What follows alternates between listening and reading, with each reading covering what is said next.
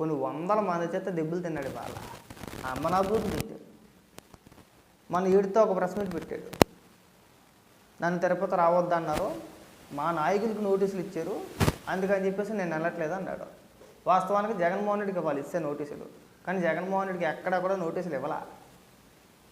ఎవరైతే అల్లార్లు చేయాలని చెప్పేసి అనుకున్నారో, విధ్వంసం చేద్దామని చెప్పేసి అనుకున్నారో వాళ్ళకి నోటీసులు ఇచ్చారు. జగన్మోహన్ రెడ్డికి ఇవ్వాల. జగన్మోహన్ రెడ్డిని ఎవరు కూడా తిరుపతి రావద్దు, దర్శనం చేసుకోవద్దు అని అల్లా. దొరికిందే సొంతం అని చెప్పేసి అని దాన్ని బూచీగా చూపించి ఏడుతో ఒక ప్రెస్ మీట్ పెట్టి నన్ను తిరుపతి రావద్దు అన్నారు, నేను వెళ్ళను అని చెప్పేసి అని మానేశాడు. మానేసి వాళ్ళ ఏమని ట్వీట్ చేస్తాడంటే, చంద్రబాబు నాయుడు గారు తర్వాత ఒక ప్రెస్ మీట్ పెట్టి నేను ఎవరు రావద్దు అన్నాడయ్యా, నీకు నోటీసులు ఇవ్వలేదు కదా అని చెప్పేసి ఆయన మాట్లాడాడు. ఆయన మాట్లాడిన మాటలను కట్ చేసి వాళ్ళ నాయకులకి ఇచ్చిన నోటీస్ ఏదైతే ఉందో ఆ నోటీస్ కూడా జత చేసి ఒక వీడియో రూపంలో క్రియేట్ చేసి దాన్ని పోస్ట్ చేసి దీని అర్థం ఏంటి చంద్రబాబు నాయుడు, దీనికన్నా వేరే సాక్ష్యం కావాలా, సత్యమేవ జయతే అని చెప్పేసి అని ఈ పనుడు ఒక ట్వీట్ వేసాడు. అందరూ అమ్మనబుద్ధులు తిట్టడమే. ఏమైనా జగన్మోహన్ రెడ్డి, నీ పేరు మీద నిన్ను అడ్డుకుంటూ నీకు ఏ పోలీసు అధికారి అయినా సరే నోటీస్ ఇచ్చారా తిరుపతి రావద్దని చెప్పేసి అని? ఎవరికి ఇచ్చారయ్యా? అయినా నువ్వు తిరుపతి దర్శనానికి వెళ్ళడానికి నీ నాయకులు కార్యకర్తలు దేనికైనా నాకు అర్థం కావట్లా. 100 మంది దేనికి? నువ్వు ఒకరిద్దరికి రమ్మని చెప్పేసి అనలేదు కదా. చిత్తూరు తిరుపతి జిల్లాల్లో ఉన్న నాయకులు మొత్తం వచ్చానని చెప్పేసి అన్నావా లేదా? అంటే జగన్మోహన్ రెడ్డి ఒకటి దర్శనానికి వెళ్తే కూడా కొన్ని 100 మంది ఉండాలా, వాళ్ళందరినీ కూడా పంపించాలా? అంటే ఏదో ఒక రకంగా అల్లాలు సృష్టిందామనే కదా. పైగా ట్వీట్ ఒక్కసారి వేయలేదండు, 5 సార్లు 6 సార్లు అప్లోడ్ చేసాడు. దాన్ని రీచ్ మాత్రం అంతంత మాత్రం రీచే. ఇంకా నా ఛానల్ మెరుగు. జగన్మోహన్ రెడ్డి ట్విట్టర్ అకౌంట్ కన్నా నా ఛానల్ మెరుగు. ఫస్ట్ సారి వేసాడు ఆ వీడియో చంద్రబాబు నాయుడు గారిది, ట్వీట్ వేసాడు, 30,000 అంత పోయింది రీచ్. అది మళ్ళీ వేసాడు, 10,000 పోయింది. మళ్ళీ వేసాడు, ఇంకో 10,000 పోయింది. మొత్తం కలిసి 1,00,000 మంది 2,00,000 మంది చూసుంటారు. ఇంతకన్నా సాక్ష్యం కావాలంటే నీ పేరు ఎక్కడా లేదు. అక్కడ సాక్షిగా ఉంది అందులో. నువ్వు ఎరిపప్ప అని చెప్పేసి మాకు అర్థమైంది. సెల్ఫ్ గోల్ వేసుకుంటే ఉత్తే దొరికేసావన్నా. ఒక తప్పుడు ట్వీట్ వేసి, ఆధారం లేని ట్వీట్ వేసి నీ అంతా నువ్వు దొరికేసావు. నువ్వు మా అన్నమని చెప్పుకోవడానికి సిగ్గేస్తుంది. అన్నవ కాదు, మా మామయ్య. నువ్వు మా జగన్మామయ్య. నువ్వు మా జగన్మామయ్య అని చెప్పుకోవడానికి సిగ్గేస్తుంది అన్న. అన్న కాదు, మామయ్య. ఎందుకు ఈ తలతోకలేని ట్వీట్లు? ఎవరు చెప్పాడు నీకు అసలు? ఊరికే వైసీపీ కార్యకర్తలు నిజంగా పెచ్చోళ్ళని చేస్తున్నాడు. వైసీపీ కార్యకర్తలు పెచ్చోళ్ళం కాదు, వైసీపీ కార్యకర్తలు పెచ్చోళ్ళని చెప్పేసి జగన్మోహన్ రెడ్డికి తెలుసు. ఈ పిచ్చిన కొడుకులు నమ్మేస్తారు మనం ఏదంటే అది అని చెప్పే ప్రయత్నం అన్నమాట. ఎక్కడైనా ఉందా? నీ పేరు ఉందా జగన్మోహన్ రెడ్డి, నువ్వు తిరుపతి రావడానికి లేదు అని ఎక్కడైనా ఉందా? నీ నాయకులకి ముందస్తు నోటీసులు ఇవ్వడం ఏంటి, నువ్వు ఎగదబ్బడం ఏంటి? ఎగదొబ్బేసింది కాకుండా నన్ను రావద్దన్నారని చెప్పేసి పచ్చి అబద్ధం మాట్లాడడం, పైగా ఇక్కడికి వచ్చేసి సత్యమేవ జయతే అని అనిపిస్తాను అంటావా? ఆ పదానికి అర్థం తెలుసు నీకు అసలు? ఆ పదానికి ఉన్న విలువ తీసేస్తున్నావు తెలుసా నువ్వు? నీలాంటి దుర్మార్గులు, నీలాంటి నికృష్టులు ఇలాంటి పెద్ద పెద్ద పదాలు వాడకూడదన్నా. నువ్వు ఇలాంటి ముద్ర మాటలు మాట్లాడుకో అసలు. ఒక్కొక్కసారి నీ ముఖం మీద తుపుక్కు నుమ్మేలా తెలుసా నాకైతే. అంత నికృష్టుడివి. ఇక్కడికి నువ్వు వచ్చి పెద్ద పెద్ద పాఠాలు చెప్తున్నావు కదా, కింద మీ కార్యకర్తలు ఏమని ట్రోల్ చేస్తున్నారో తెలుసా నీకు?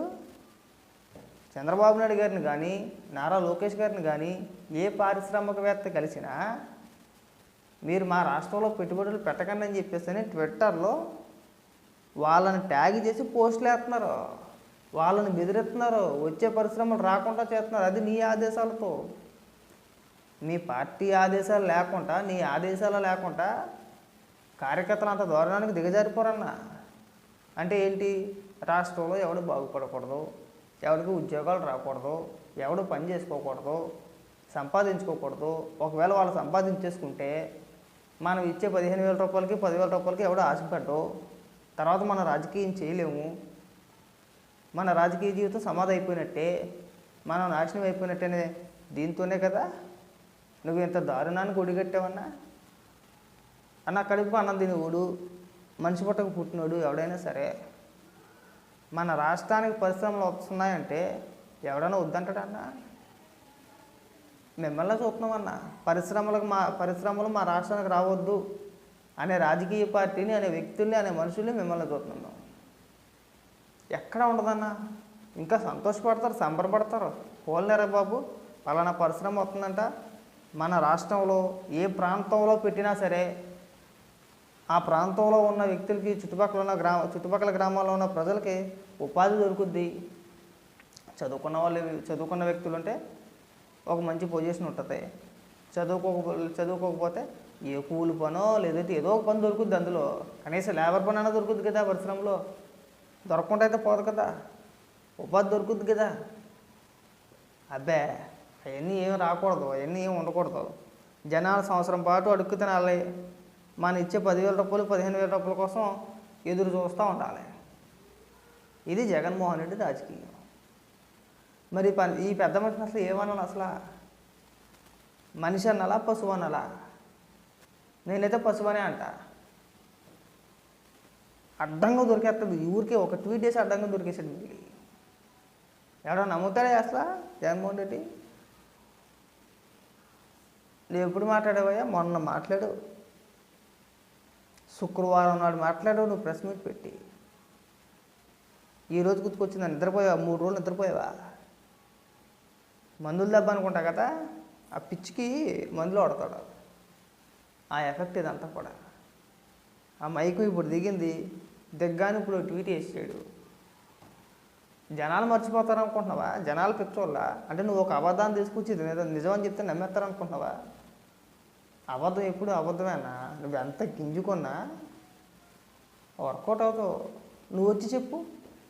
ఆ నోటీస్ మళ్ళీ నువ్వు ప్రెస్ మీట్ పెట్టి, నీకు దమ్ము ఉంటే నువ్వు మళ్ళీ ఒక ప్రెస్ మీట్ పెట్టి ఆ నోటీసుని తీసుకొచ్చి, ఆ నోటీసులో నీ పేరు ఉంది అని చూపించి నీ నోటంటే చదివితే మేము రాజకీయాలు మాట్లాడడం మానేస్తామన్నా నీ గురించి. సత్యం మాట్లాడి నీ గురించి ఎవరు కూడా. అది అమ్ముందా నీకు అసలు?